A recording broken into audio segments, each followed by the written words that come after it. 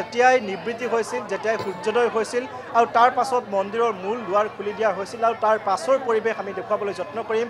এক প্ৰকাৰ জনসমুদ্ৰত পৰিণত হৈছে মা কামাখ্যাৰ পুণ্যভূমি।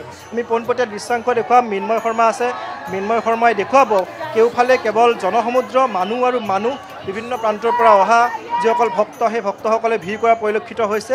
পোনপটীয়া দৃশ্যাংশ আমি দেখুৱাই গৈছোঁ যে আজিৰ দিনটোত যিহেতু মনৰ ইচ্ছা অনুসৰি পূজা অৰ্চনা কৰিব পাৰে ভক্তসকলে, আৰু তাৰ বাবে দেখিবলৈ পোৱা গৈছে ধূপ চাকি লৈ নৈবেদ্য লৈ মাৰ চৰণলৈ আহিবলৈ তেওঁলোকে চেষ্টা কৰিছে। আমি পুৱাৰ ভাগৰ পৰা এই দৃশ্য দেখুৱাই আছোঁ। পুৱাৰ ভাগৰ পৰা এই ধৰণে ঘণ্টা ঘণ্টা ধৰি যিসকল ভক্ত, সেই ভক্তসকলে ভিৰ কৰি থকা পৰিলক্ষিত হৈছে আজিৰ দিনটোত। অৰ্থাৎ যিহেতু মহাযোগ চলি আছিল 3টা দিনত, গতিকে মহাযোগৰ 3টা দিনত স্বাভাৱিক যিটো পূজা অৰ্চনাৰ ব্যৱস্থা, সেই ব্যৱস্থা সম্পূৰ্ণৰূপে বন্ধ আছিল। আৰু আজি যেতিয়া সেই স্বাভাৱিক প্ৰক্ৰিয়া পুনৰ ঘূৰি আহিছে, তেতিয়াৰ পৰা দেখিবলৈ পোৱা গৈছে এক প্ৰকাৰ বীৰ দি বাট নোপোৱা অৱস্থা, এক প্ৰকাৰ মা কামাখ্যাৰ পুণ্যভূমি জনসমুদ্ৰত পৰিণত হৈছে।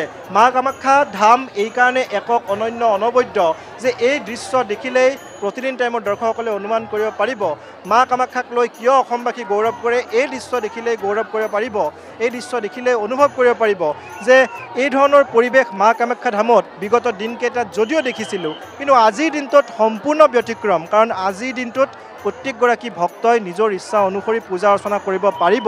গতিকে কোনো লোককে প্ৰশাসন নাইবা দেৱালয় কৰ্তৃপক্ষই বাধা প্ৰদান কৰিব নোৱাৰে পূজা অৰ্চনা কৰাত, আৰু সেইবাবে যথেষ্ট ভিৰ হোৱা পৰিলক্ষিত হৈছে। পুৱা প্ৰায় 3-4 বজাৰ পৰা এই ধৰণে ভক্তসকলে ইয়াত ভিৰ কৰিছে, মাৰ চৰণত পূজা অৰ্চনা কৰিছে, পূজা অৰ্চনা কৰি ওলাই গৈছে। আৰু খুব নিয়াৰিকৈ এইবাৰ সকলোখিনি যি প্ৰক্ৰিয়া, সেই প্ৰক্ৰিয়া চলি গৈছে। বিশেষকৈ আমি মহাযোগৰ 3টা দিনৰ কথা যদি আমি কওঁ, মহাযোগৰ 3টা দিনত সেই 3টা দিন 3টা ৰাতি যিহেতু মুখ্য দুৱাৰ বন্ধ আছিল, কোনো লোকে ভিতৰলৈ প্ৰৱেশ কৰিব পৰা নাছিল। যি লোকে বাহিৰৰ পৰা ভক্তসকল আহিছিল বা পিছফালৰ দুৱাৰেৰে সোমাই সন্মুখৰ দুৱাৰেৰে ওলাই যোৱাৰ এপাক পৰিক্ৰমা কৰি ওলাই যোৱাৰ ব্যৱস্থা প্ৰশাসন তথা দেৱালয় কৰ্তৃপক্ষৰ ফালৰ পৰা কৰি দিয়া হৈছিল, আৰু সেই ব্যৱস্থা খুব সুচাৰুৰূপে সকলোখিনি হৈ গৈছিল। কিন্তু আজিৰ দিনটোত কিছু খেলিমেলি হোৱা পৰিলক্ষিত হৈছে। কাৰণ আমি যি দৃশ্য দেখুৱাইছোঁ, এই দৃশ্য দেখিলে অনুমান কৰিব পাৰি যে এইসকল লোকে প্ৰায় 2 ঘণ্টা ধৰি ইয়াত অপেক্ষা কৰি আছে, কিন্তু যাবলৈ পৰা নাই। কাৰণ সন্মুখৰ ফালে যথেষ্ট মানুহ, এই মানুহখিনিক যদি সন্মুখৰ ফালে যাবলৈ দিয়া হয় তেওঁলোকে যাব নোৱাৰিব। কাৰণ সন্মুখত যথেষ্ট মানুহ, লক্ষ লক্ষ মানুহে আজি দৰ্শন কৰিব। গতিকে সন্মুখত থকা মানুহৰ যদি দৃশ্যাংশ আমি দেখুৱাওঁ, যথেষ্ট ভিৰ। গতিকে সেইবাবে এই লোকসকলে ইয়াৰ পৰা ওলাই যাব নোৱাৰে। গতিকে ওলাই গ'লেই সন্মুখত হয়তো কোনো লোকে পৰি যাব বা ঠেলা হেঁচাত কোনো লোকৰ ক্ষয় ক্ষতি হ'ব পাৰে বা কোনো লোকে দুখ পাব পাৰে। গতিকে সেইবাবে সন্মুখলৈ ওলাই যাবলৈ দিয়া হোৱা নাই, আৰু এইখিনি মুহূৰ্তত ইয়াত ভিৰ কৰি থকা পৰিলক্ষিত হৈছে। মাৰ চৰণলৈ যাবলৈ তেওঁলোকে অধীৰ আগ্ৰহেৰে ৰৈ থকা পৰিলক্ষিত হৈছে। এয়া দৃশ্যাংশ আমি দেখুৱাই গৈছোঁ। প্ৰতিদিন টাইমত দৰ্শকসকলক পুনৰ আমি কথা পাতিবলৈ চেষ্টা কৰিম। আমি তললৈ নামি যাম, তললৈ নামি গৈ কথা পাতিবলৈ চেষ্টা কৰিম। মৃন্ময় শৰ্মা আছে, মৃন্ময় শৰ্মাই সম্পূৰ্ণ দৃশ্যাংশ দেখুৱাই গৈছে প্ৰতিদিন টাইমত দৰ্শকসকলক। তাৰ সমান্তৰালভাৱে আমি আধ্যাত্মিক দিশটোৰ কথাও কৈছোঁ, আমি সকলো কথা ক'বলৈ চেষ্টা কৰিছোঁ। আপ কাহা से? कोलकाता। हाँ, पहली बार आई हूँ। मैं और मेरी माँ हैं। अब कुछ समझ नहीं आ रहा है, बहुत कंफ्यूजिंग है। पहली बार आई हूँ, कोई आइडिया नहीं है। नहीं हुई है। मैं वही सोच रही हूँ कि लाइन कैसे लगाना है और कैसे देखना है, दर्शन करना है। बहुत कंफ्यूजिंग हो रहा है और क्राउड भी बहुत ज़्यादा है। मैं यहाँ पे 7 बजे आई हूँ और अभी तक तो पता ही नहीं चल रहा है कैसे जाना है, कहाँ जाना है। কলিকতাৰ পৰা আহিছে এগৰাকী ভক্ত, আৰু কৈছোঁৱে আমি যে এই দিনকেইটাত বিশ্বৰ বিভিন্ন প্ৰান্তৰ পৰা, ভাৰতৰ প্ৰতিখন ৰাজ্যৰ পৰা হিন্দু ধৰ্মাৱলম্বী লোকসকলে আহি মাৰ চৰণত পূজা অৰ্চনা কৰিবলৈ তেওঁলোকে চেষ্টা কৰে, মাৰ আশীষ গ্ৰহণ কৰিবলৈ চেষ্টা কৰে।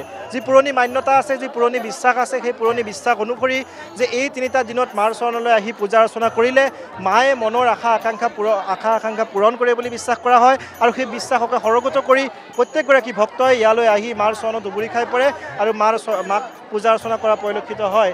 আমি দৃশ্যাংশ ৰাতিপুৱাৰ ভাগৰ পৰা দেখুৱাই আহিছোঁ। এক প্ৰকাৰ লোকাৰণ্য জনসমুদ্ৰত পৰিণত হৈছে সমগ্ৰ মা কামাখ্যা ধামৰ পুণ্যভূমি, আৰু তাৰ সমান্তৰালভাৱে প্ৰশাসনে যি ধৰণৰ ব্যৱস্থা, সেই ব্যৱস্থাৰ মাজেৰে তেওঁলোকক যিসকলে পূজা অৰ্চনা কৰিছে সেই পূজা অৰ্চনা কৰা লোকসকলক ওলাই যাবলৈ দিছে, আৰু যিসকলে পূজা অৰ্চনা কৰা নাই তেওঁলোকক শাৰী পাতি লাইনত থিয় হৈ থাকিবলৈ তেওঁলোকক দিয়া হৈছে। থানলৈ আহিলোঁ, যি ভিৰ দেখিলোঁ। তিনিচুকীয়াৰ পৰা আহিছোঁ। ভালেই লাগিছে, কিন্তু আমাক দৰ্শন কৰিবলৈ নিদিলে। বহুত ভিৰ। আমি এতিয়া আহোঁ, গাড়ী টিকেট নাপাম, যাওঁগৈ। নিশ্চয় একাংশ লোকে দৰ্শন নকৰাকৈ উভতি যাবলগীয়া হৈছে। কাৰণ আপুনি যদি চাই যথেষ্ট ভিৰ হৈছে, গতিকে এই ভিৰৰ প্ৰতি লক্ষ্য ৰাখি দৰ্শন কৰিব পৰা নাই। ক'ৰ পৰা? তেজপুৰ। নাই ইমান ভিৰ আছে। কোন আহিছে আপুনি? মাতা আহিছে। ভালে লাগে। এইধৰণে একাংশ লোকে দৰ্শন কৰিব নোৱাৰি, তেওঁলোকে বাহিৰৰ পৰাই তেওঁলোকে মাৰ প্ৰতি শ্ৰদ্ধা, মাৰ প্ৰতি সেৱা আগবঢ়াই ইয়াৰ পৰা ওলাই যোৱা পৰিলক্ষিত হৈছে।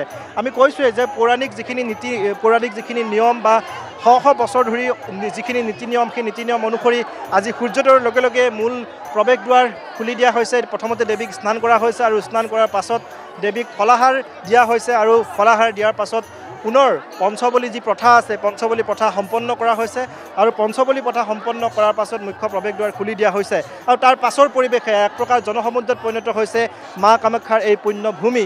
পোনপটীয়া দৃশ্যাংশ দেখুৱাই আহিছোঁ। মহাযজ্ঞৰ 3টা দিনত আমি প্ৰতিদিন টাইমত দৰ্শকসকলক দেখুৱাবলৈ যত্ন কৰিছিলোঁ যে বিভিন্ন প্ৰান্তৰ পৰা অহা ভক্ত, সাধু, সন্যাসী সকলোৱে ভিৰ কৰিছিল সিদ্ধি লাভৰ কাৰণে মাৰ চৰণত, মাৰ পৰা শক্তি আহৰণ কৰিবলৈ মাৰ চৰণত পূজা অৰ্চনা কৰিছিল। সেয়া দৃশ্যাংশ আমি প্ৰতিদিনাই দেখুৱাই গৈছোঁ, পুৱাৰ পৰা নিশালৈকে সেই দৃশ্যাংশ দেখুৱাই গৈছোঁ।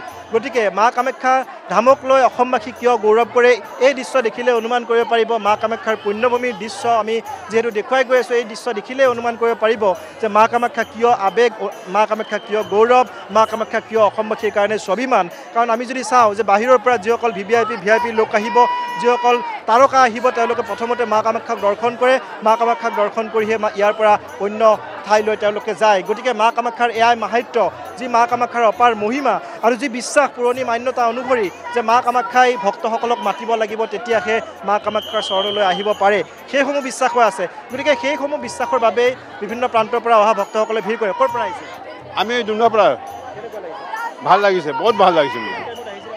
আমি আহিছোঁ কালি ৰাতি 8টাৰ পৰা। বাছ এইটো এনেকৈ গৈ আছোঁ নেকি? ৰাতি হোৱা নাই। মাৰ আশীৰ্বাদ চব ৰাতিপুৱাই পালোঁ 4টা বজাত। কাপোৰ পালোঁ, জল পালোঁ, মন্দিৰ এতিয়া দৰ্শনো কৰি ল'লোঁ। মাৰ আশীৰ্বাদ। গৰ্ভগৃহত যাব পৰা নাই এতিয়ালৈকে। গৰ্ভগৃহত যোৱা নাই, কিন্তু যাম গলি বা কালি। খুব ভাল, যথেষ্ট ভাল। কামাখ্যা নাই গৌৰৱ নিশ্চয়। আজি যিখন পৰিৱেশ আছে, যিখন চিষ্টেম আছে, কিছু এইবাৰ মানুহৰ দিগদাৰী পাইছে। অহাটো যে ৰেটটো বহুত দিগত হৈছে। চৰকাৰক মই আপোনাৰ চেনেল দ্বাৰা এটা অনুৰোধ জনাইছোঁ, আপুনি অহাটো ইফালে দিয়ক, নমাটো ইফালে দিয়ক, তেতিয়া কি হ'ব, মানুহ সুবিধা হ'ব। বহুত কষ্ট পাইছে কিন্তু মানুহ। নিশ্চয় আজিৰ দিনটোত কিছু নীতি সাল সলনি কৰা হৈছে, নীতি নিয়ম।